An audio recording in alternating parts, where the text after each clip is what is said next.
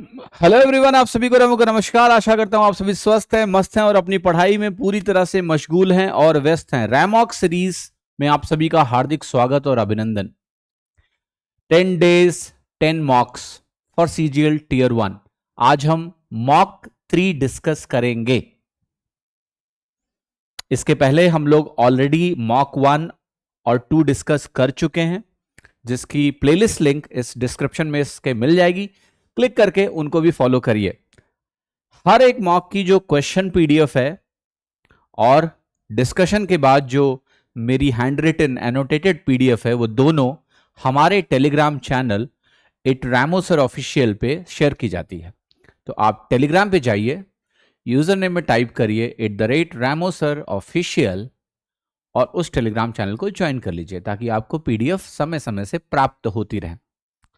सबसे पहले इस मॉक को खुद से सॉल्व करने की कोशिश करिए, देन आप इस वीडियो सॉल्यूशन को 2x पे देखिए और बहुत कुछ नया सीखोगे आप, जो आपके आने वाले एग्जाम में आपको बहुत मदद करने वाला है।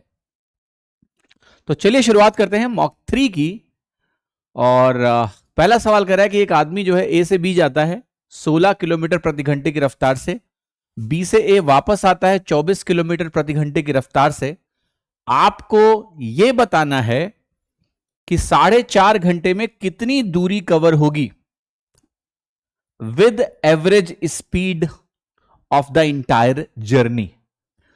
तो कुछ नहीं करना है भाई, एवरेज स्पीड निकाल लेते हैं।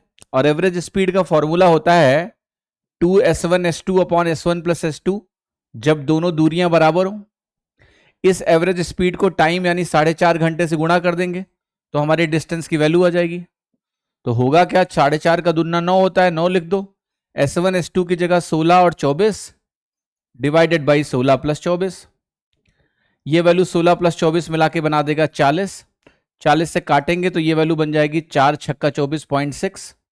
आंसर हो जाएगा 9 इंटू 16 छक्के 96, यानी ये आपको यहां से यूनिट डिजिट 4 आएगा तो बी होगा। यस, आप गुणा भी कर सकते हो, 9 छक 54, 9 नवा 81 और 5 86, 86.4 ये वैल्यू बन जाएगी। दूसरा मेथड जो यहां पर हो सकता है वो ये हो सकता है कि भाई देखो, जाने में और आने में जो स्पीड्स का रेशियो है वो 16:24 है, यानी 2:3 का है। दूरियां बराबर हैं और दूरियां बराबर हैं तो जो टाइम रेशियो बनेगा ना, वो इस 2:3 का उल्टा बनेगा, 3:2। टोटल जो टाइम है 5 यूनिट, ये 4.5 घंटे के बराबर है। तो 1 यूनिट का समय जो है 0.9 घंटे के बराबर हो गया। तो 3 यूनिट का समय 3 इंटू 0.9 घंटे के बराबर हो गया। यस, अब डिस्टेंस अगर आपको निकालनी है एक तरफ से, तो आप कहोगे 16 की स्पीड से समय लग रहा है 2.7 घंटे। ये एक साइड की दूरी हुई, मुझे कुल दूरी अगर निकालनी है 2 से गुणा कर देंगे तो अल्टीमेटली आपकी वैल्यू आ गई 2 इंटू 16 सत्ते 112, 16 दूना 32 और 11 कितना हो गया 43। डबल करोगे आपकी वैल्यू आ जाएगी 86.4। ये हो गया मेथड नंबर 2। आते हैं मेथड नंबर 3 पे। मेथड नंबर 3 आपका हो सकता था कि आपको पता है कि मैं यहां एवरेज स्पीड निकालूंगा और उसको 4.5 से गुणा करूंगा। 4.5 9 का मल्टीपल है, तो मेरा आंसर 9 का मल्टीपल होगा। लेकिन इस मेथड में एक रिस्क है, और वो रिस्क ये है कि जो ये यहां पर आपका 9/2 आपको दिख रहा है, यानी 9 का मल्टीपल आप बोल रहे हो, ये इस बात पे भी निर्भर है कि s1 प्लस s2 में कोई 9 या 3 ना आ जाए, क्योंकि वो आने से क्या होगा, कैंसिलेशन होगा। तो जब भी आप मल्टीपल अप्रोच लगाते हैं तो इस बात का जरूर ख्याल रखें कि कहीं कैंसिलेशन तो नहीं हो रहा है। मैं जिसके मल्टीपल की बात कर रहा हूं कहीं वो कैंसिल तो नहीं हो जा रहा है। भाई 9 ऊपर है, नीचे मान लिया 30 आ जाता टोटल, तो क्या होता, एक 3 कट जाता, तो आंसर 9 का मल्टीपल ना होकर 3 का मल्टीपल हो जाता। नीचे क्या पता 36 होता, 9 से 9 चौके 36 सब कट जाता, तो 9 का मल्टीपल बचता ही नहीं। तो मल्टीपल अप्रोच लगाइए, लेकिन थोड़ा जिम्मेदारी से। तो इस स्टेज पे आने के बाद जब आपने देख लिया कि ये 40 है यानी 9 मेरा कट नहीं रहा है, तो इस स्टेज पे आने के बाद आप कोई कैलकुलेशन ना करके आप मल्टीपल जाके देख सकते हैं, ठीक है। लेकिन तब ज्यादा समय बचेगा भी नहीं, ये भी आप गौर से बात समझें। क्वेश्चन नंबर 2 देखते हैं। ये बॉडमास का सवाल है, बहुत ही बदमाश सवाल होता है, बॉडमास, बादमास। इसको भैया बहुत ही इज्जत देके स्टेप बाय स्टेप करने से उत्तर आता है। चलिए सॉल्व करते हैं। तो पहला जो 5/6 है इसको लिखेंगे 6×5 = 30, 5 35/6, तो यहां लिख दिया मैंने 35/6। प्लस में जाएंगे, बड़ा वाला ब्रैकेट लगाओ, 6 दूनी 12, 12 2 14/3 बनेगा। माइनस लिखा, ऐसे किया, 4 3 12 3, ये 15/4 बनेगा, लिख दिया। फिर छोटा वाला ब्रैकेट है, 5 3 15 4 19/5 है। दूसरी जो वैल्यू है 9 दूनी 18 19/2 है, डिवाइड में तो मैं इंटू करके 2/19 लिख दूंगा। इंटू करने से क्या होगा, उलट जाएगा, डिवीजन को इंटू बनाया, फ्रैक्शन उल्टा लिख दिया। फिर यहां प्लस में आए, 4 3 12 3 15/4 है, लिख दिया। दूसरी जो वैल्यू है 6×5 = 30, 35/6 है, उसको उल्टा करके मैं 6/35 लिखूंगा और डिवीजन को इंटू बना दूंगा। अब मुझे इसको सॉल्व करना है, तो भाई ये वैल्यू तो 35/6 है, कोई शंका नहीं है। यहां पर देखिए ये 19 से 19 कटा, 5 से ये कटा, 5 3 15 बना, 2 से ये कटा, 2 दूनी 4 बना। तो आपकी जो वैल्यू आई यहां पर ये आई 14/3 - 3/2। बहुत अच्छी बात है, यहां कोई शंका नहीं है। अच्छा, ये 14/3 नहीं है, माफ कीजिएगा, 14/3 मैंने क्यों लिखा, 3 दूनी 6, 2 8/3 है, ये 14/3 नहीं है, तो इसको सही कर लेते हैं, गलत लिखा है मैंने, ये 8/3 है। और यहां पर प्लस में जाएंगे, ये 5 3 15, 5 7 35, 2 दूनी 4, 2 3 6, तो ये वैल्यू आपकी 9/14 के बराबर है, लिख लीजिए। अब देखिएगा ये 35/6, दूसरा जो एक्सप्रेशन है उसमें 6 एलसीएम लूंगा, तो 3 दूनी 6, 8 दूनी 16 बनेगा, 2 3 6, 3 3 9 बनेगा, प्लस ये 9/14 है आपका। तो ये वैल्यू हो गई मेरी 35/6 प्लस 7/6 प्लस 9/14, 42/6 क्या हो गया, 7 प्लस 9/14, 14 7 98 और 9 107/14 मेरा आंसर आ गया, राइट।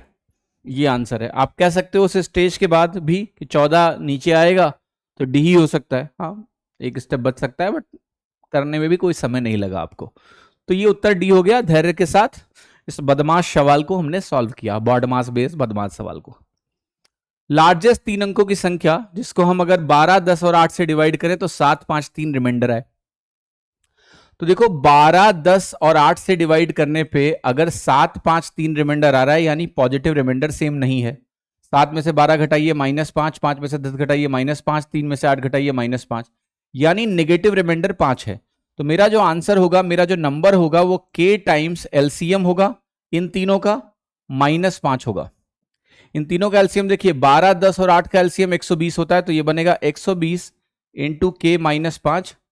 3 अंकों की सबसे बड़ी संख्या चाहिए तो k की जितनी बड़ी से बड़ी वैल्यू रख सकते हो रख दो, बस ये ध्यान रखना है कि ये नंबर 4 अंकों का ना हो जाए। तो 12 9 108 होता है, 1080 हो जाएगा, तो 9 नहीं रख सकते, लेकिन 12 8 96 रख सकते हैं।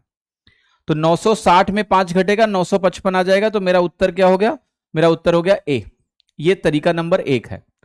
तरीका नंबर 2 देखिए हम क्या लगा सकते हैं कि अगर मैं ध्यान से देखूं इस सवाल को, तो मेरा आंसर 12 से डिवाइड हो रहा है, 10 से डिवाइड हो रहा है, 8 से डिवाइड हो रहा है और रिमाइंडर -5 दे रहा है, यानी मेरा जो आंसर है वो इन तीनों नंबर के मल्टीपल से 5 कम है। या यूं कह लें कि अगर आंसर में मैं 5 5 जोड़ दूं तो वो जो संख्या मिलेगी वो इन तीनों से डिवाइड हो जाएगी। अब आप देखो, अगर मैं यहां 5 जोड़ूं, मैं यहां 5 जोड़ूं, मैं यहां 5 जोड़ूं, मैं यहां 5 जोड़ूं, तो ये जो संख्या मिलेगी 960, ये 12 से डिवाइड हो रही है। यस, पहले 12 का ही चेक कर लेते हैं। ये भी 12 से डिवाइड हो रहा है, लेकिन ये गलत इसलिए क्योंकि ये बहुत छोटी संख्या है। 120 120 तो 3 डिजिट की जो सबसे छोटी संख्या है 100 उसके पास है, हमें तो बड़ी संख्या खोजनी है, तो गलत हो गया। ये जो 970 है ये 12 से डिवाइड ही नहीं हो रहा है, तो गलत हो गया। ये जो 925 है ये भी 12 से डिवाइड नहीं हो रहा, तो गलत हो गया। यानी सिर्फ ए उत्तर सही है जो 1000 के पास है और 12 से डिवाइड हो रहा है, बाकी तीनों तो गलत हो गए। तो चौथा ये अपने आप सही हो गया, पहला ऑप्शन। इस तरह से भी सवाल को किया जा सकता है, डायरेक्ट भी किया जा सकता है। छोटा सवाल है, कोई बड़ा सवाल नहीं है। यह सवाल कह रहा है कि जो परसेंटेज ऑफ प्रॉफिट है, अगर हम इसको सेलिंग प्राइस पे कैलकुलेट करेंगे तो 33 आएगा, लेकिन यही परसेंटेज प्रॉफिट अगर हम कॉस्ट प्राइस पे कैलकुलेट करें तो कितना आएगा। तो अगर आपने एबी रूल मुझसे कभी पढ़ा हुआ है, मैंने आर्ट ऑफ कैलकुलेशन में भी एबी रूल पढ़ाया था और यूट्यूब पे भी कई बार पढ़ा चुका हूं। तो एबी रूल कहता है कि भाई देखो, ये सेलिंग प्राइस है, ये कॉस्ट प्राइस है, और 33 1/3% की जो वैल्यू होती है ये 1/3 होती है, 1/3 होती है। सेलिंग प्राइस में घटाने पे प्रॉफिट कॉस्ट प्राइस मिलता है, यानी मैं यहां से 1/3 घटाऊंगा। अब सीपी से एसपी जाने में मुझे सीपी के बेस पे परसेंटेज चेंज मिलेगा, जिसको हम प्रॉफिट परसेंटेज कहेंगे। तो एबी रूल से हम निकाल सकते हैं, माइनस हमारा प्लस हो जाता है, 1 हमारा 1 ही रहता है, और 3 - 1 ये 2 बन जाएगा। तो ये वैल्यू हमारी कितनी आ जाएगी, पॉजिटिव में 50%, यानी मेरा आंसर क्या है, सी। तो अगर आपको एबी रूल आता है तो इस सवाल में पेन भी नहीं उठाना पड़ेगा, आप ऐसे देखोगे और कहोगे एसपी में 1/3 घटाएंगे सीपी मिलेगा, तो सीपी से -1/3 + 1/2 होके जो एबी पेयर की वैल्यू होती है, एबी पेयर भी मैं पढ़ा चुका हूं एक बार आर्ट ऑफ कैलकुलेशन में, कभी दोबारा भी पढ़ा दूंगा। दूसरा तरीका क्या है कि आप सीधे एसपी को 3 मान लें। क्यों? क्योंकि 33 1/3% की जो वैल्यू होती है वो 1/3 होती है। जैसे आपने एसपी को 3 माना, आप कहोगे हमारा प्रॉफिट क्या होगा, 1 यूनिट हो जाएगा। सीपी कितना हो जाएगा, सेलिंग प्राइस में प्रॉफिट घटाने पे सीपी आएगा, तो 2 से 3 हुआ है यहां पर। ये सीपी हो गया तुम्हारा, ये एसपी हो गया। तो यहां पर आप कहोगे 1 का मुनाफा है, तो 1 का मुनाफा 1/2 का प्रॉफिट, और अगर इसको परसेंटेज में लिखेंगे भैया तो 1/2 का मतलब 50% होता है। तो यहां से भी आपका सी उत्तर सरलता से आ जाएगा, कोई कॉम्प्लेक्सिटी आपको इस सवाल में नहीं मिलेगी।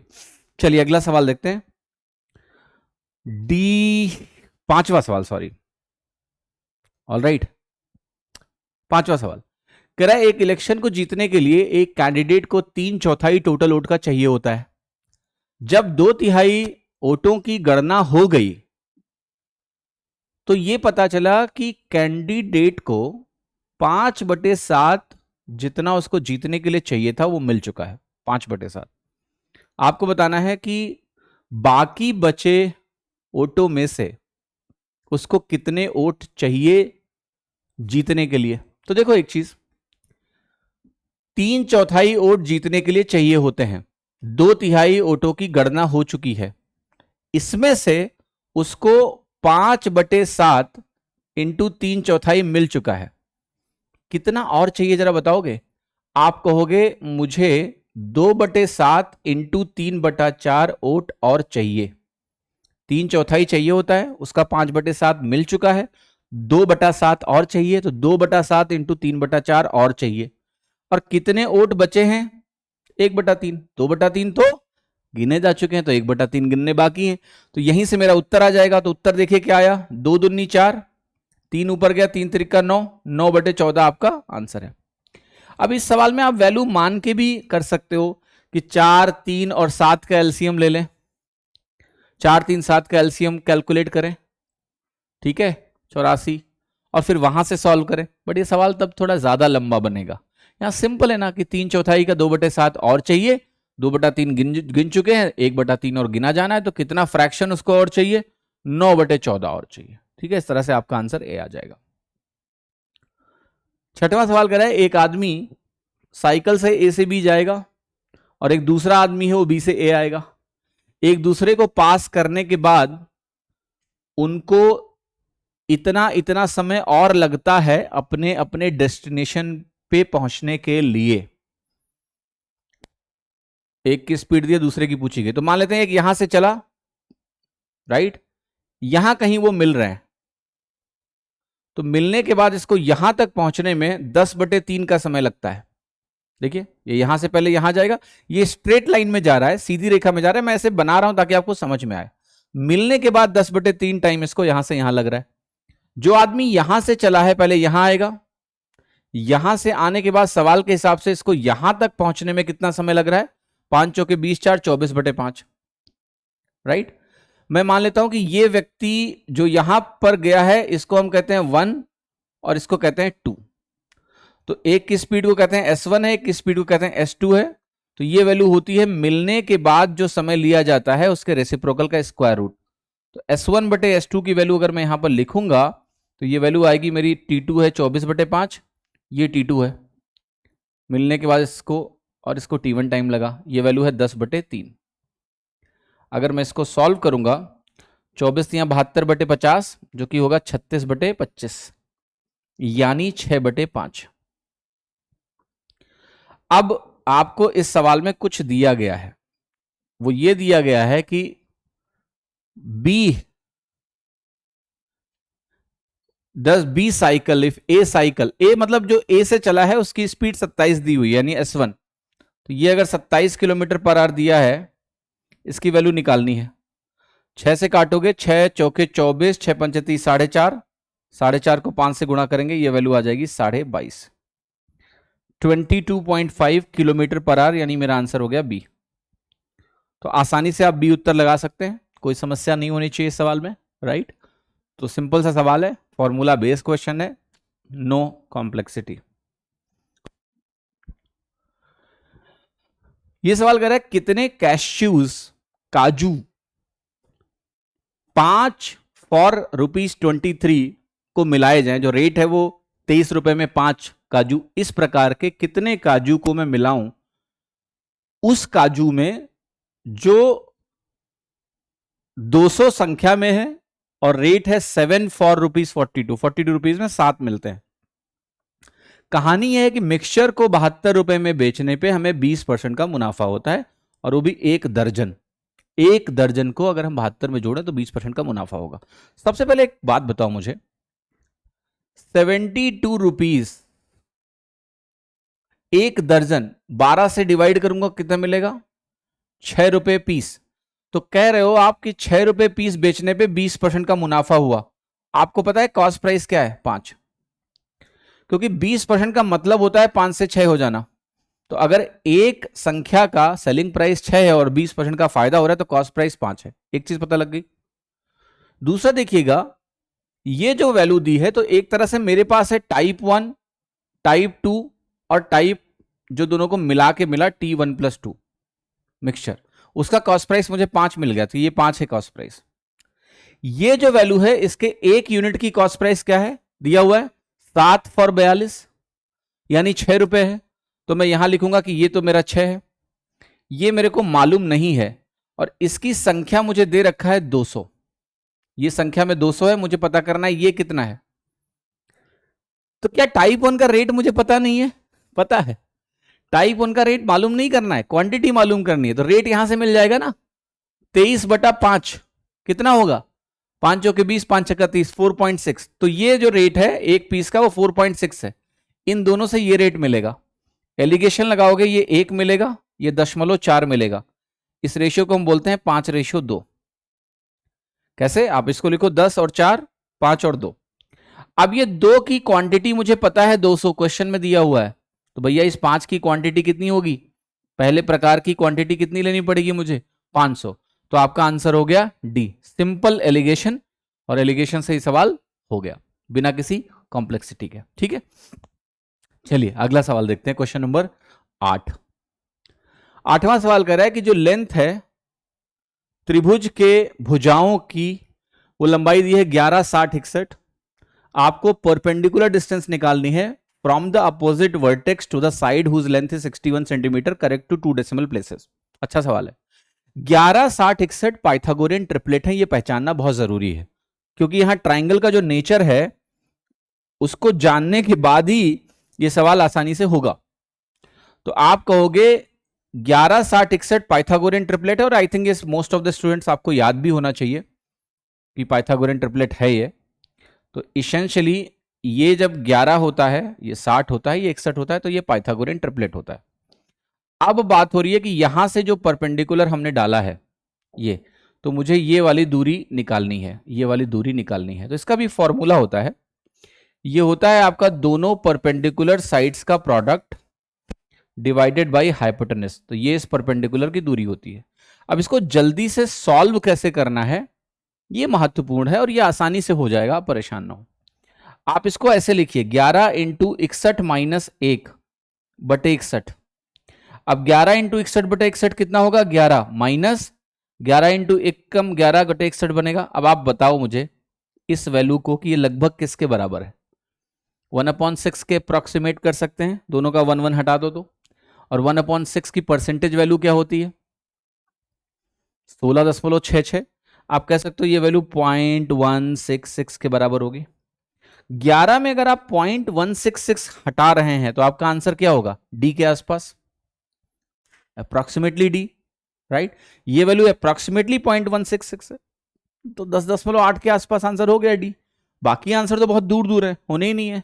ठीक है, तो आप अप्रोक्सीमेशन यूज करके आसानी से डी लगा सकते हैं। एक्चुअल कैलकुलेशन में मत जाइए, समय की घोर बर्बादी होगी और कोई फायदा नहीं होगा, टाइम ज्यादा ले लोगे। 9वां सवाल, 8% एक्स का 4% वाई के बराबर है, तो 40% एक्स का 20% वाई के बराबर होगा। सीधा सवाल है। यहां अगर 8 है तो यहां 4 है, यानी आधा है वाई के साथ। तो यहां अगर 40 है तो उसका आधा क्या बनेगा? 20। या आप ऐसे कह लो 8 पंचे, 5 से गुणा इसको किया, 5 से गुणा इसको कर दो, 40 और 20 बन जाएंगे। तो 20% ऑफ वाई। बहुत सीधा सवाल है, कुछ मानने की जरूरत नहीं है कि एक्स को कुछ मान लेते हैं ऐसे, वाई को कुछ मान लेते हैं, नहीं नहीं नहीं, सीधा सवाल है। रिलेशन देखो, हो गया। 10वां सवाल कह रहा है कि C1 और C2 दो कंसेंट्रिक सर्कल्स हैं जिनका सेंटर O है, रेडियस दिया है 24 और 6। BC हमारे पॉइंट ऑफ कांटेक्ट हैं दोनों टेंजेंट के, जो हमने C2 पर ड्रॉ किए हैं। एक पॉइंट A से जो सरकमफ्रेंस पे लाई करता है C1 सर्कल के। आपको बताना है कि क्वाड्रिलेटरल ABOC का एरिया क्या है। बहुत अच्छा सवाल है, डायग्राम बनाओगे तो आसानी से हो जाएगा। तो चलिए सबसे पहले डायग्राम को ड्रॉ करते हैं। सर्कल नंबर 1 ये है,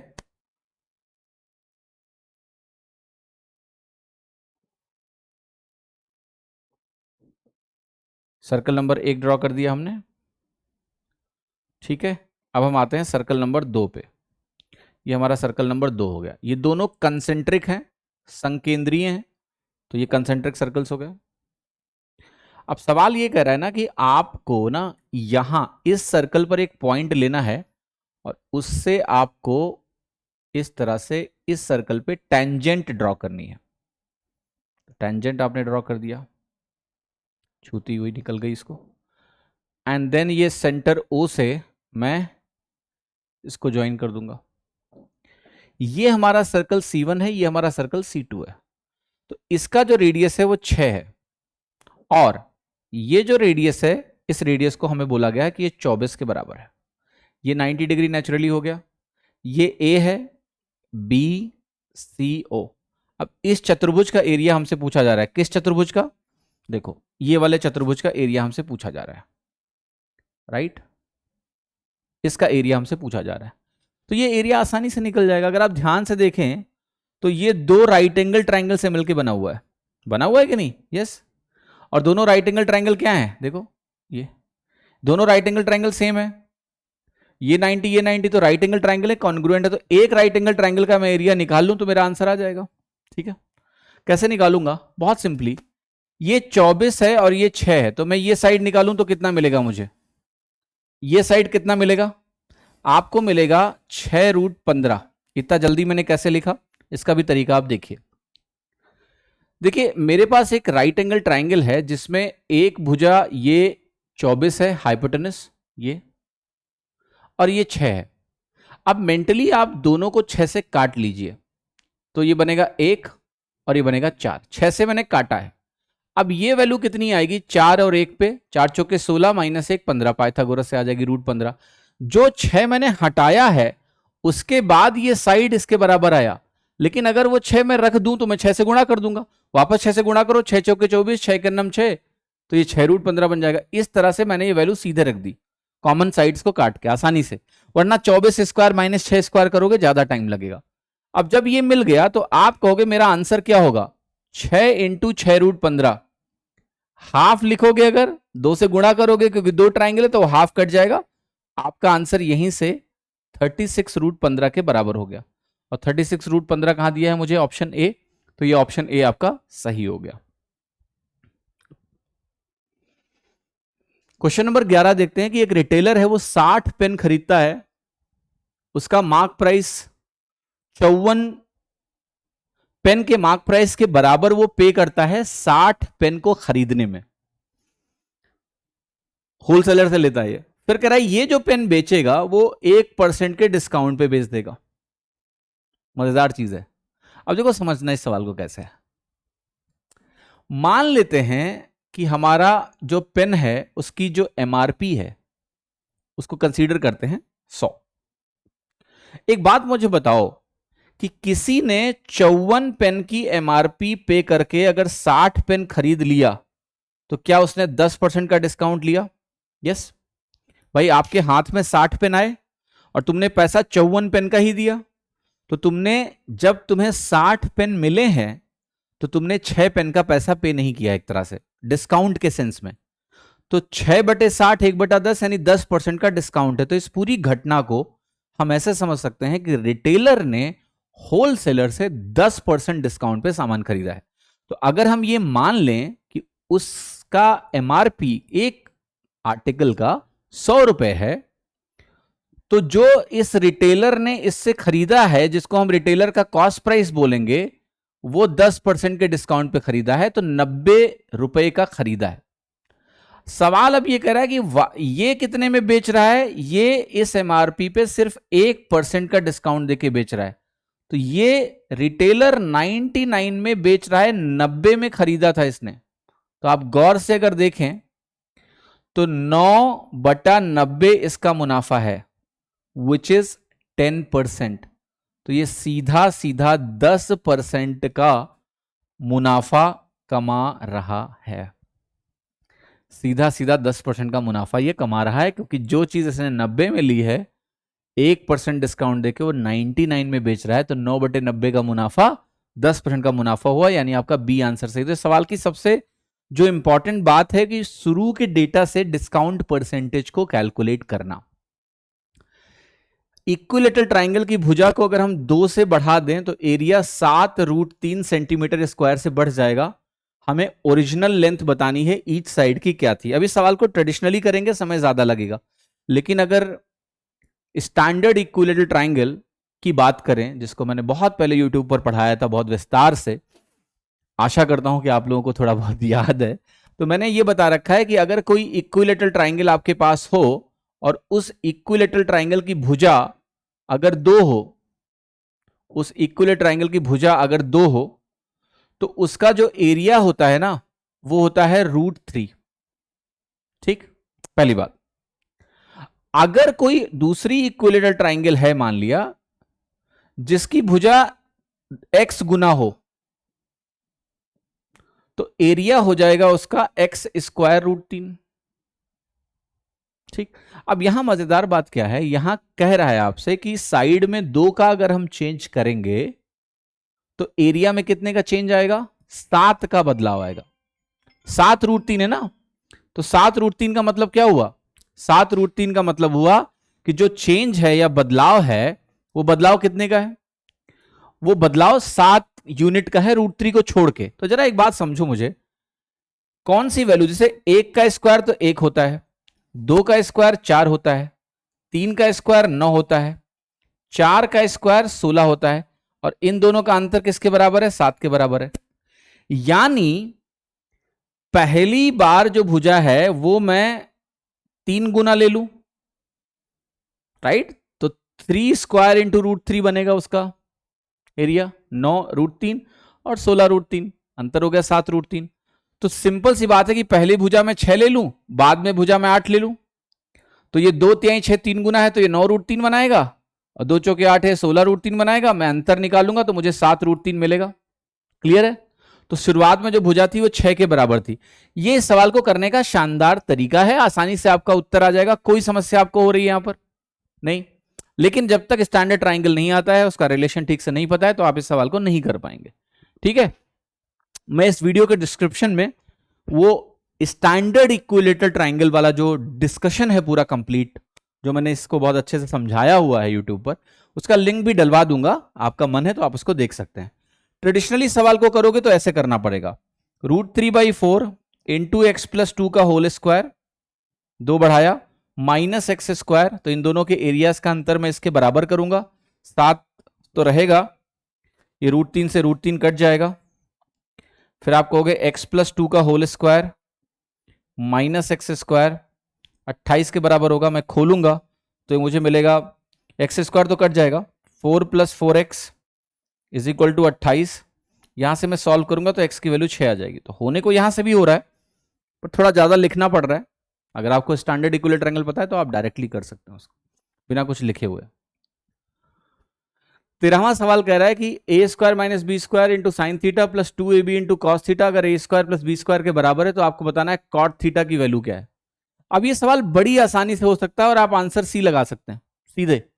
कैसे? अगर आपको छोटी सी बात पता है कि साइन थीटा के साथ जो कुछ है, कॉस थीटा के साथ जो कुछ भी है, और अगर राइट हैंड साइड में जो कुछ भी है, अगर ये पाइथागोरियन ट्रिपलेट हैं, तो साइन थीटा की जो वैल्यू होती है वो सिंपली ए स्क्वायर माइनस बी स्क्वायर बटे ए स्क्वायर प्लस बी स्क्वायर के बराबर हो जाती है। कॉस थीटा की जो वैल्यू होती है वो 2ab upon A square plus b square के बराबर हो जाती है। अगर आपने त्रिकोणमिति को तमीज से पढ़ा है तो आपको यह पता होगा कि ये वैल्यू और ये वैल्यू, इनसे पाइथागोरियन ट्रिपलेट का निर्माण होता है। तो ये राइट एंगल ट्राइंगल बनाते हैं। A square minus B square का whole square plus 4 square b square क्या बनाता है? A square plus b square का होल स्क्वायर। तो इसेंशियली ये ट्रिपलेट हैं, और ये अगर ट्रिपलेट हैं तो साइन थीटा ये है, कॉस थीटा ये है। आप डिवाइड कर लो इस कॉस थीटा को साइन थीटा से, तो कॉस थीटा बटा साइन थीटा ही मुझे कॉट थीटा देगा। तो ये बनेगा 2ab upon A square minus B square, right. या आप ये ट्राइंगल बना लें, समझ में आ जाएगा। ये थीटा है, यहां पर ये वैल्यू होगी ए स्क्वायर माइनस बी स्क्वायर, ये होगा ए स्क्वायर प्लस बी स्क्वायर, और ये वैल्यू हो जाएगी आपकी 2ab। तो यहां से भी निकल जाएगा cot theta base upon perpendicular, answer आ जाएगा मेरा सी। ठीक है, सी आपका उत्तर सही हो जाएगा। 14वां सवाल देखिए, 14th क्वेश्चन। 14th क्वेश्चन कह रहा है कि भाई एक ग्राफ दिया है, इसमें प्रोडक्शन दिखाया गया है थाउजेंड्स में। दो व्हीकल टाइप्स हैं, BMW और ऑडी, 2014 से लेकर 2019 तक इनका कुछ डेटा दिया हुआ है। तो हरा रंग ऑडी है, नीला रंग BMW है। सवाल कर रहा है कितने वर्षों में जो प्रोडक्शन है BMW कार्स का वो अधिक है than the average production of Audi cars in given years. तो ऑडी के एवरेज से बेसिकली BMW कितने वर्षों में अधिक है ये मुझे निकालना है। तो भैया जरा थोड़ा सा मेहनत करनी पड़ेगी इसमें। पहले हमें ऑडी का एवरेज निकालना पड़ेगा। ऑडी यानी हरे का एवरेज। तो देखो पहले क्या है, 150 में लिखता हूं, 150 प्लस ये वैल्यू क्या है 125, लिखिए 125, प्लस ये वैल्यू क्या है 175, लिखिए 175, प्लस ये वैल्यू क्या है 200, तो यहां लिखिए 200, प्लस ये वैल्यू क्या है 200, लिखिए 200, प्लस लास्ट वाली वैल्यू क्या है, ये वाली वैल्यू है 250, तो मैंने लिखा 250। 6 से डिवाइड किया। देखिए यहां पर 200 200 400, 400 के बाद ये 300 700, 700 के बाद ये 400 1100, तो ये वैल्यू है 1100 बटे 6। डिवाइड करिए, 6 एकन्नम 6 50, 6 6 48, 2 6 3 18, ये 183.33 आया औसत। अब देखते हैं हमारा कहां पर कितने वर्षों में हमारे BMW की वैल्यू इससे अधिक है, 183.33। सो 183.33 कहीं यहां बनेगा, राइट, ऐसे कुछ इस तरह से थोड़ा सा ऊपर लाइन गुजरेगी। तो ये 200 ज्यादा है, ये 225 ज्यादा है, ये 250 ज्यादा है, फिर ये 183 से कम है। तो 1 2 3 3 वर्षों में ऐसा हो रहा है, 3 वर्षों में ऐसा हो रहा है कि जहां पर BMW की इंडिविजुअल वैल्यू ऑडी के एवरेज से अधिक है। तो आंसर हो गया हमारा 3 इयर्स। ठीक है, 3 आपका उत्तर हो गया। 15वां सवाल देखते हैं, question number 15। Same data set पे बेस्ड क्वेश्चन है। देखिए इस सवाल में पूछ रहा है आपसे कि टोटल जो प्रोडक्शन है ऑडी कार्स का और जो टोटल प्रोडक्शन है BMW कार्स का, उसका अनुपात बता दो। अभी हमने ऑडी का टोटल निकाला था, याद है आपको, 1100 आया था। BMW का निकालना अभी बाकी है। बट एक चीज तो क्लियर हो गई कि अगर ये 1100 आया है तो इस वैल्यू को हम काटेंगे अगर, तो कोई ना कोई फैक्टर आएगा 1100 का। अब इससे कुछ ऑप्शन एलिमिनेट हो सकते हैं। Some options can be eliminated. Let's see कि क्या हमें उत्तर यहां से मिल जाएगा। उत्तर एक्चुअली में नहीं मिला, क्योंकि यहां पर देखो दो जगहों पर जो 44 लिखा है ना, 44 1100 का फैक्टर है, 43 नहीं है। तो ये दो ऑप्शन गलत हो गए, बट इन दोनों में से दोनों करेक्ट हो सकते हैं, क्योंकि 44 1100 का फैक्टर होता है। काटने के बाद 44 बच सकता है, 43 नहीं बच सकता है। तो लगाना तो पड़ेगा, तो लगा लेते हैं भाई। अब जरा हम BMW का टोटल भी निकाल लें। तो ये है हमारा 75, 75 और 200, 275। 275 में हम 225 जोड़ेंगे, 500 बनेगा। 500 में हम 250 जोड़ेंगे, 750 बनेगा। 750 में हम 150 जोड़ेंगे, हमारा 900 बनेगा। और 900 में हम 175 जोड़ेंगे तो 1075 बनेगा। तो वैल्यू आ रही है 1075। अगर आप अब काटेंगे इसको 25 से, तो 25 चौके 100, 25 चौके 100, और ये इससे 25 कम है तो 43 बार आ जाएगा। तो आंसर है मेरा 44:43, जो कि है सी। सी ऑप्शन हमारा करेक्ट है। तो कैलकुलेशन करके भी देख लिया हमने, सी मैच कर रहा है। ठीक है,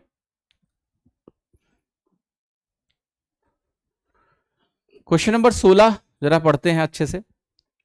अगर 7.5% का रिडक्शन हम करते हैं किसी कमोडिटी के कॉस्ट प्राइस में, तो शॉपकीपर को 15 किलो अधिक सामान मिल जाता है उसी 7400 रुपए में। जितना मिल रहा था पहले, 15 किलो और मिलेगा। अब कह रहा है कि अगर उसको 32.5% का प्रॉफिट कमाना है, किस वैल्यू पे? Pre reduction cost price. Pre reduction cost price का मतलब जो कॉस्ट प्राइस पहले थी, भाई रिड्यूस की गई ना, तो 15 किलो और मिला। रिड्यूस की बात नहीं कर रहा है, कह रहा है कि जो ओरिजिनल कॉस्ट प्राइस थी बिना रिड्यूस किए हुए, प्री रिडक्शन पहले वाली, उस पे अगर 32.5% का लाभ कमाना हो, तो वही बताना है कि भैया किस प्राइस पे बेचा जाना चाहिए। यानी वही सेलिंग प्राइस हमें कैलकुलेट करनी है, उस कॉस्ट प्राइस को ओरिजिनल वाली को 32.5% बढ़ा के हमें आंसर बताना है। तो देखो यहाँ कुछ परसेंटेज है इंटरेस्टिंग। एक तो 7.5% की कुछ बात हुई है। ये पता है किसके बराबर होता है? 3/40 के। जो 32.5% की बात हो रही है, ये 2.5 इंटू 13 है। बेसिकली 25 इंटू 13, 2.5 इंटू 13 है। 2.5 1/40 होता है, ये 13/40 हो गया। ये 2% इंपॉर्टेंट है। अब देखो हम क्या करेंगे, हम शुरू की कॉस्ट प्राइस को 40 मानते हैं। 7.5% कम करने का मतलब हो गया -3/40 किया आपने, तो -3/40 से ये प्राइस अब 37 हो गई। ठीक, अच्छा टोटल जो वैल्यू है ये 7400 में फिक्स रखनी है। तो अगर प्राइस 40 से 37 हो गई, तो हम कह सकते हैं कि अगर कंजम्पशन का रेशियो हमारा 37 से 40 हो जाए, भाई प्राइस अगर हमारी 40 से 37 हो गई, हमारी खपत 37 से 40 हो जाए, तो इन दोनों का प्रोडक्ट सेम रहेगा, नहीं चेंज होगा। आप कहोगे यहां से इसका मतलब जो क्वांटिटी है और ये हमारी प्राइस पर क्वांटिटी है, अगर हमारी क्वांटिटी 37 से 40 हो रही है तो 3 यूनिट बढ़ रही है, जो कि सवाल ने बोला है 15 किलो के बराबर है। यानी 1 यूनिट हमारा 5 किलो के बराबर हो गया। यस, अब मुझे आप बताइए कि ये जो 37 यूनिट है किसके बराबर हो गया? ये 37 यूनिट शुरू का कंजम्पशन जो है वो 37 इंटू 5 किलो के बराबर हो गया। फाइन, लिख दो। अब एक चीज देखना, जिस प्राइस पे हमें बेचना है वो कितना होगा? आप कहोगे इस वैल्यू का 13/40 अधिक, 13 बढ़ा लेते हैं तो 53 हो गया। तो बेसिकली हमारी जो सेलिंग प्राइस है जिसकी हम बात कर रहे हैं, जो मुझे निकालना है, वो 53 यूनिट के बराबर है। 40 यूनिट की वैल्यू हम कैसे निकाल सकते हैं? अगर मैं इस 7400 को खपत से डिवाइड कर दूं 37 इंटू 5 से, तो ये वाला कॉस्ट प्राइस निकल गया। ये 40 यूनिट की वैल्यू मुझे मिल गई, लेकिन मुझे 53 यूनिट की वैल्यू चाहिए। तो मैं इसको अगर 53/40 कर दूं तो मुझे 53 यूनिट की वैल्यू मिल गई। 40 यूनिट अगर इसके बराबर थी तो 53 यूनिट 53/40 इंटू इतना के बराबर होगी। इसी को सॉल्व करना है। 37 से काटिए, 37 दूना 74, 200 बनेगा। अब देखो 40 इंटू 5 भी 200 होता है, 200 से कट गया। आंसर तुम्हारा क्या आ गया? 53। तो आपका उत्तर जो है वो 53 के बराबर है, C option. 53 is the right answer. आप सीधे भी लगा सकते थे 53 को देख के, क्योंकि इस स्टेज पे आने के बाद, इतना लिखने के बाद आपको पता है कि 53 नहीं कटने वाला है। नीचे किसी से 53 कटेगा नहीं, तो आंसर में मेरे 53 बचेगा। और ये आंसर सी सीधा हो गया, बिना इसको कैलकुलेट किए हुए आप बोल सकते हो C will be the right answer. ठीक है, लेकिन इतना लिखने के बाद। 17वां सवाल देखते हैं, क्वेश्चन नंबर 17। एक संख्या दी हुई है, कह रहा है इसको अगर हम 16 से डिवाइड करेंगे तो क्या रिमाइंडर आएगा? तो 16 से डिविजिबिलिटी का रूल ये होता है कि आखिरी के 4 अंकों को 16 से डिवाइड करके रिमाइंडर देख सकते हैं, क्योंकि 16 2 की पावर 4 होता है, तो आखिरी के 4 डिजिट। तो यहां पर आखिरी के जो 4 डिजिट है वो क्या है? 90, 100। इसको 16 से डिवाइड करके मुझे क्या देखना है? रिमाइंडर देखना है। तो चलो जरा देखते हैं रिमाइंडर। आप कहोगे 16 पंचे 80, 1100 बचेगा, तो 16 छक्के 96, 140 बचेगा, 16 अट्ठे 128, 140 में से 128 घटाएंगे, 12 रिमाइंडर बचेगा। तो इसका जो रिमाइंडर है वो आएगा आपका 12। जो वैल्यू आपकी कैलकुलेट होके आएगी that will be equal to 12। I think किसी को भी इस सवाल में डाउट होना नहीं चाहिए कि इसका आंसर 12 आएगा। सिंपल है, बहुत ही सिंपल क्वेश्चन है। Okay, I hope nobody should have any problem. चलिए अगला सवाल देखते हैं। ABCD 4 लोग हैं, इतने इतने घंटे में किसी कार्य को पूरा कर सकते हैं। ये दिया हुआ है आगे कि only 1 person can work at a time in each hour and nobody can work for 2 consecutive our.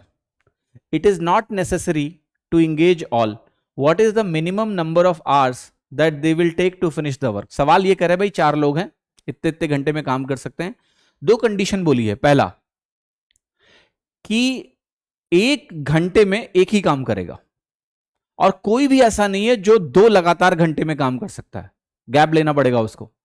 तो कोई भी ऐसा व्यक्ति नहीं है जो 2 कंसेक्यूटिव आवर्स में, मतलब पहले घंटे में वही काम कर ले, दूसरे घंटे में भी वही काम कर ले, नहीं। और एक साथ एक ही काम करेगा, 2 लोग एक साथ काम नहीं कर सकते। अब आपको यह निकालना है कि कितने कम से कम समय में काम हो जाएगा। तो आप ये चाहोगे कि ज्यादा मौका आप हाईएस्ट एफिशिएंसी वाले लोगों को दीजिए।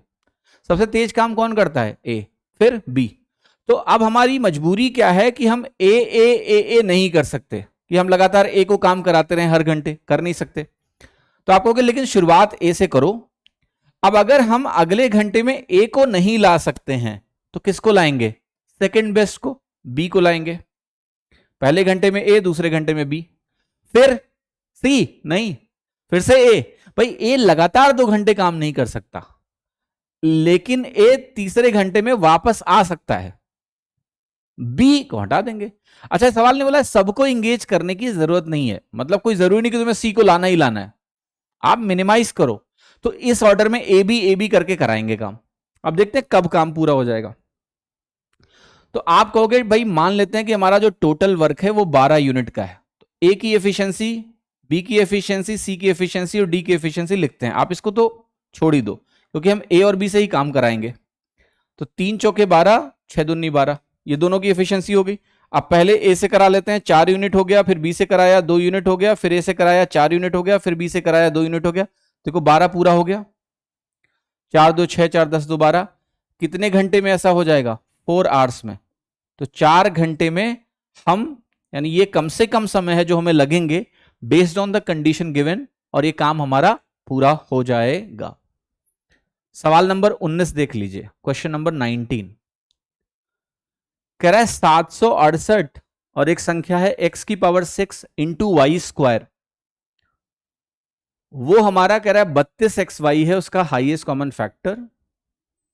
x को कह रहा है कि x नेचुरल नंबर होगा जो 2 या 2 से बड़ा है, 2 या 2 से बड़ा है। y भी हमारा एक नेचुरल नंबर है जो 2 या 2 से बड़ा है। आपको x प्लस वाई की वैल्यू कैलकुलेट करके बतानी है। एक बहुत ध्यान से बात देखिएगा कि भाई जो 768 है ये किसके बराबर हो सकता है? 8 6 14 7 21, 3 से डिवाइड हो रहा है। 3 अलग कर लेते हैं पहले। तो 3 दूनी 6, 3 पचे 15, 3 चक 18, 256 बच गया। 256 हमारा 2 की पावर 8 के बराबर होता है। तो पहली जो संख्या है वो 2 की पावर 8 इंटू 3 की पावर 1 के बराबर है। दूसरी जो संख्या है हमारी उसको लिखा गया है x की पावर 6 इंटू वाई स्क्वायर। और जो HCF है वो बड़ा इंटरेस्टिंगली मुझे दिया गया है 32xy। 32xy को मैं लिख सकता हूं 2 की power 5 into X into Y. अब एक बात देखो, अगर ये संख्या यहां पर लिखी हुई है x की पावर 6 और यहां लिखी है 2 की पावर 8, तो आप कहोगे यार x को मैं 2 ले लेता हूं। भाई 2 की पावर 5 तो मुझे यहां मिनिमम दिख रहा है, अभी x में भी हो सकता है 2 हो, y में भी 2 हो। तो मैं x को चूंकि पावर में 6 है और मुझे यहां पावर 5 साफ साफ दिख रही है, तो मैं x के लिए 2 की पावर 6 लिख रहा हूं। और 2 अलाउड भी है, x की वैल्यू 2 या 2 से बड़ी है, तो अगर मैं x को 2 ले लेता हूं तो 2 अलाउड है। अब क्या मैं y को भी 2 लूं? क्या मैं y को 2 ले सकता हूं? नहीं, यहां आप ये बोलोगे कि देखो y के लिए हमें कौन सी संख्या चुननी है, what we have to choose, we have to just think कि HCF में जो हमारा x इंटू वाई है, मैं यहां पर क्या लिख सकता हूं। तो आप कहोगे देखो संभावनाएं तो बहुत कुछ लिखने की हैं, ऐसा नहीं कि मैं यहां पर, जैसे ये अगर 2 की पावर 6 है तो जब मैं HCF लिखूंगा तो ये 2 की पावर 6 तो आएगा ही आएगा, इनटू अगर मैं HCF की बात कर रहा हूं फॉर एग्जाम्पल, तो मैं y को ना मिनिमम मुझे 2 लेना है, I have to take y is equal to 2 minimum. मैं y को 1 नहीं ले सकता हूं, क्योंकि अगर मैंने y को 1 लिया तो संख्या तो बन जाएगी, लेकिन y 1 लिया नहीं जा सकता है। तो आप कहोगे y को क्या मैं 2 ले सकता हूं क्या? तो अगर मैं y को 2 लूंगा तो ये 2 और 2 बन जाएगा, यहां पर भी 2 आ जाएगा। क्लियर है कि नहीं? क्योंकि जो आपका HCF बनेगा, जरा ध्यान से देखना, अगर मैं y को 2 ले लूं, मैंने एक संख्या इसको इंटू 2 लिखा, तो देखो होगा क्या, ये 2 की पावर 7 आ जाएगा और यहां पर 1 आएगा। तो अगर आप इसको ऐसे लिखोगे 2 की power 5 into 2 into 2 HCF, x और y 2 हो गए तो सम टोटल 4 आएगा। 4 तो कहीं ऑप्शन में नहीं दिया हुआ है, नहीं दिया हुआ है 4 ऑप्शन में। एक चीज और देखना, सॉरी मैंने गलत बोला, मैं यहां पर इसको y स्क्वायर को 2 स्क्वायर लिखना पड़ेगा मुझे, सॉरी। अगर मैंने 2 स्क्वायर लिखा तो ये वैल्यू हमारी बनेगी 2 की पावर 8 इंटू 1 HCF हो जाएगा।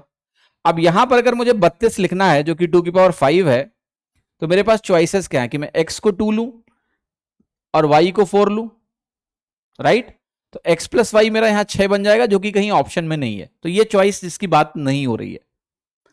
एक और चीज ट्राई करते हैं कि भाई चलो y को 2 ना लेके y को मैं 3 ले लेता हूं, तो ये 3 स्क्वायर लिखूंगा, तो मेरा HCF ऐसा हो जाएगा 2 की पावर 6 इंटू 3 की पावर 1।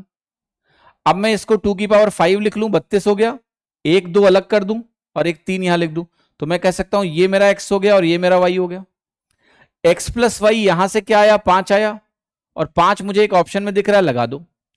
तो इसके कॉम्बिनेशंस तो कई सारे बन रहे हैं, हमें कोई एक ऐसा ऑप्शन खोजना है जो संभव हो। जैसे मैंने जब y को 2 का स्क्वायर लिखा तो वो संभव ही नहीं है, चलेगा ही नहीं, राइट? क्लियर? तो जो चीज संभव नहीं है वो भी लिखने की जरूरत नहीं है ना हमें, हाँ जी, जो संभव है वही तो लिखना है ना, ठीक है? तो ये आपकी वैल्यू हो गई। ओके फाइन, आगे बढ़े, अगला चलो क्वेश्चन नंबर 20 करते हैं। इसकी वैल्यू बतानी है कितनी होगी। तो देखो बहुत इंटरेस्टिंग है ये, 1 2 1 और 2 का टोटल 3 है, 2 और 3 का टोटल 5 है, 3 और 4 का टोटल 7 है। ऑल्दो यहां स्क्वायर है तो घबराना नहीं है। देखो ये वैल्यू अगर मैं ऐसे देखूं, यह है 2 स्क्वायर माइनस 1 स्क्वायर। ये अगर वैल्यू आप ध्यान से देखें, इसको मैं ऐसे देखूं 2 स्क्वायर इंटू 3 स्क्वायर, तो ये वैल्यू है 3 स्क्वायर माइनस 2 स्क्वायर, क्योंकि 3 प्लस 2 5। सिमिलरली ये वैल्यू है 3 स्क्वायर इंटू 4 स्क्वायर, और यहां पर आपकी वैल्यू है ये 4 square minus 3 square plus dot dot dot. अच्छा डॉट डॉट डॉट कितने टर्म्स तक है ये दिया नहीं हुआ है, okay, this is not given कि how many terms are there, not given, fine, ठीक है। तो गौर से जरा देखिएगा इसको, ये वैल्यू किसके बराबर बनेगी, ये वैल्यू बनेगी, पहला टर्म इससे कटेगा 1 बनेगा, माइनस ये बेसिकली ऐसा करेंगे, sorry 2 square upon 1 square into 2 square अगर करेंगे तो ये बनेगा 1, माइनस इसको करेंगे तो ये बनेगा 1 बाई 2 स्क्वायर, यहां जाएंगे 3 से 3 स्क्वायर कटेगा, ये बनेगा 1 by 2 square minus 1 by 3 square, इसको डिवाइड करेंगे लाइक दैट। अब ध्यान से देखिएगा, ये अगर मैं चलता जाऊंगा, लास्ट में आपको पता है क्या, डॉट डॉट डॉट का मतलब यहां पर सबसे बड़ी वैल्यू आएगी कुछ इंफिनिटी में, कटेगा तो हो क्या रहा है, जहां भी आप रुकते हो उसका आखिरी टर्म बचता है। तो यहां अगर इंफिनिटी तक हम चले गए, मान लिया डॉट डॉट डॉट लिखा है चूंकि, सो लास्ट में माइनस 1 बाई इंफिनिटी शून्य हो जाएगा एक तरह से, तो आपकी वैल्यू क्या आ जाएगी 1, बाकी सारे टर्म क्या होंगे, कट जाएंगे, बाकी सारे टर्म क्या है, कट जाएंगे, तो मेरा आंसर आ जाएगा ए, 1 इज द राइट आंसर। अगला सवाल, x प्लस 1/x 5/2 के बराबर है, तो x की पावर 4 माइनस 1/x की पावर 4 क्या होगा? बहुत अच्छा सवाल है। जब भी यहां फ्रैक्शन में वैल्यू दी होती ना, तो इन वैल्यू को गेस करना बहुत आसान होता है। सो x प्लस 1/x जो होगा आपका, ये बेसिकली 2 प्लस 1/2 के बराबर है। 5/2 आ रहा है, यानी मेरा x 2 के बराबर है, और x अगर 2 के बराबर है तो यहां रख देते हैं, तो 2 की पावर 4 माइनस 1/2 की पावर 4 बनेगा। तो ये वैल्यू हो गई 16 माइनस 1/16, 256 माइनस 1 बना 255/16। आंसर क्या है? बी। लेकिन एक कैच है, एग्जाम में वहां फंसाया जा सकता है, यहां x की वैल्यू 1/2 भी ली जा सकती है। x अगर 1/2 होगा तो 1/x 2 होगा, तो x तुम्हारा 1/2 भी हो सकता है, तो ये वैल्यू 1/16 माइनस 16 भी हो सकती है। तो आपका आंसर माइनस 255/16 भी आ सकता है। तो एक्चुअल में उत्तर आपका प्लस माइनस 255/16 है। बोथ आर पॉसिबल, प्लस 255/16 भी संभव है, माइनस 255/16 भी संभव है, बट चूंकि यहां प्लस वाला ही लिया गया है इसलिए बी। दोनों संभव है, तो अगर कोई आंसर होता प्लस माइनस 255/16 तो वो लगाते, क्योंकि वो दोनों केसेस को इंक्लूड कर रहा होता। क्वेश्चन नंबर 22 देखिए, सीजीएल टीयर 2 2022 में आया हुआ है। आपको बताना है 6,500 रुपए को 10% के इंटरेस्ट पर कंपाउंड किया जाए 2 साल के लिए, वो भी हाफ ईयरली कंपाउंडिंग की जाए, तो अमाउंट क्या होगा? मजेदार बात कह रहा है कि इंटीग्रल वैल्यू बतानी है। अगर आप ऑप्शन देखें तो ऑप्शन में गैप ठीक ठाक है, ऐसा नहीं है कि दो आंसर बहुत करीब है, right? There is a good gap, मतलब यहां पर देखो मिनिमम गैप भी कितने का है? 100 का गैप है, तो गैप ठीक ठाक है। अब जरा एक बात बताओ, 5% को अगर मैं 4 टाइम्स करता हूं, 5% को आपको पता है 2 टाइम्स करने पे क्या मिलता है? क्योंकि 10% अगर एनुअल है तो 6 महीने का 5% बनेगा। 5% को 2 बार करने से मुझे 10.25% मिलता है। अब इसको अगर मैं कंपाउंड करना चाहता हूं तो मैं ऐसे ही लिखूंगा, 10.25 इंटू 10.25 प्लस इसका स्क्वायर बटे 100। ये वैल्यू कितनी है मेरी? 20.5। क्लियर? ये जो वैल्यू है अगर आप बहुत गौर से देखें, किसके बराबर होगी? हाँ, 102 का स्क्वायर कितना होता है? 10404। मैं कह सकता हूं अप्रोक्सीमेटली 1 ही होगा, ज्यादा नहीं है ना। We can say this value is 21.5% के आसपास। अब थोड़ा और आगे जाओगे तो कितना बदलाव आ जाएगा? Little more percentage. वो आपकी आंसर की एक्यूरेसी पे कोई असर नहीं डाल रहा है। 21.5% लगभग होता है 5% 4 बार का नेट। अब मुझे क्या करना है? 21.5% निकाल लेना है 6500 का। बेसिकली ये निकालना है 121.5%, क्योंकि मुझे अमाउंट निकालना है। इसको ब्रेक करेंगे, लिखेंगे 100% इसका 6500 ही होगा। फिर लिखेंगे 20% इसका, 20% इसका 1300 होगा। फिर लिखेंगे 1% इसका, ये 65 होगा। फिर लिखेंगे 0.5% इसका, वो हो गया 32.5। जरा टोटल करिए, 0.5, 5 2 7, 6 3 9, 5 3 8, 6 1 7। ये वैल्यू आई। जरा देखो इसके आसपास की कौन सी वैल्यू है? सी, वही सही होगा। 6897 के पास की वैल्यू जो है ना, वो सी ही है, बाकी सब दूर दूर है। हमने थोड़ा सा अप्रोक्सीमेशन किया है, हल्का सा, तो हल्का सा कम आ रहा है, हल्का सा कम लिया, हल्का सा कम आया। आंसर क्या होगा? सी। तो इस तरह से सवाल सरलता से होगा, अदरवाइज ये बहुत कॉम्प्लेक्स और लंबा सवाल है। तो सीआई के सवालों को करते समय थोड़ा बुद्धि लगाइए। एक बिजनेस शुरू करेगा 75,000 रुपए से, बी ज्वाइन करेगा इस बिजनेस को 5 महीने के बाद 80,000 रुपए से, 1 साल के बाद टोटल दिया हुआ इतना प्रॉफिट होगा। आपको बताना है ए और बी का शेयर कितना होगा।